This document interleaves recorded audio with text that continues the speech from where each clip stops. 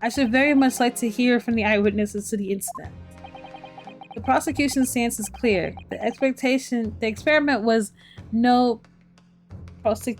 The accused killer, the financier victim here, and the public stage before the victim's eyes are the spectators. Now, my very learned friend. Oh, yes? It's time for you to make your own stance clear. There's clearly a flaw in the professor's hypothesis.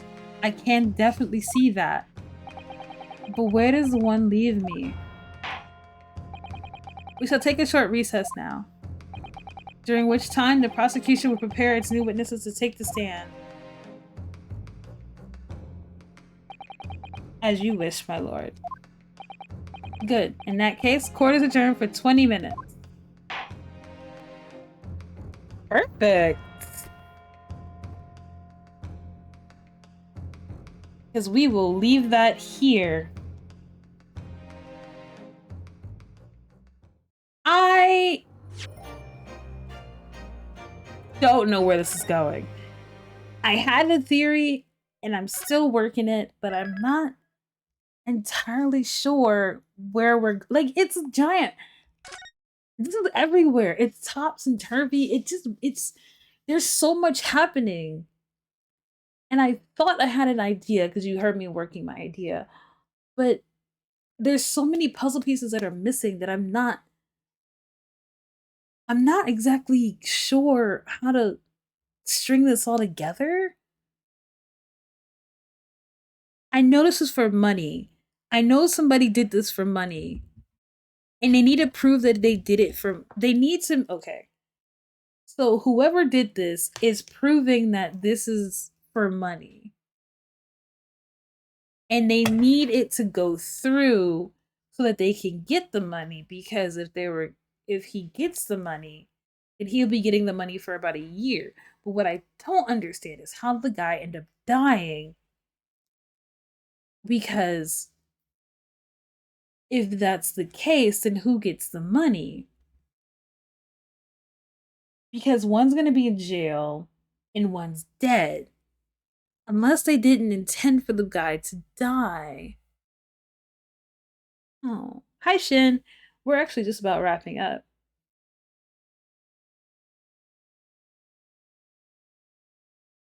Okay.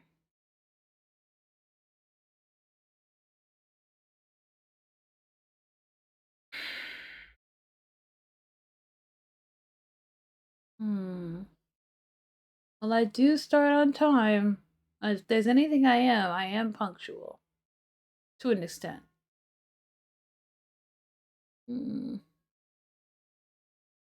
What? It's bothering me now.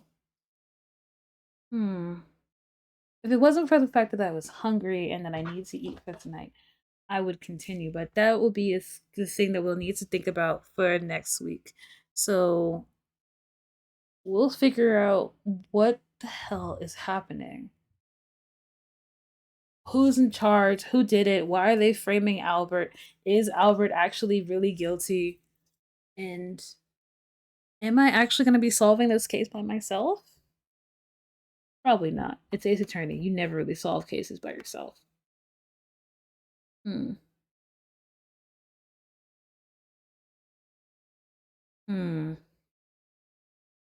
actually I'm actually like pondering this one out. Yeah. Like, who would have done? Okay, I'm sorry. All right, guys, I will catch you all next week for this lovely episode of my YouTube channel. And for my people who are watching me on stream, I will catch you on Thursday for anime night, and then Friday for us to play another game that we play in the week. So I hope you all have a good night. I will talk to you later, and bye guys.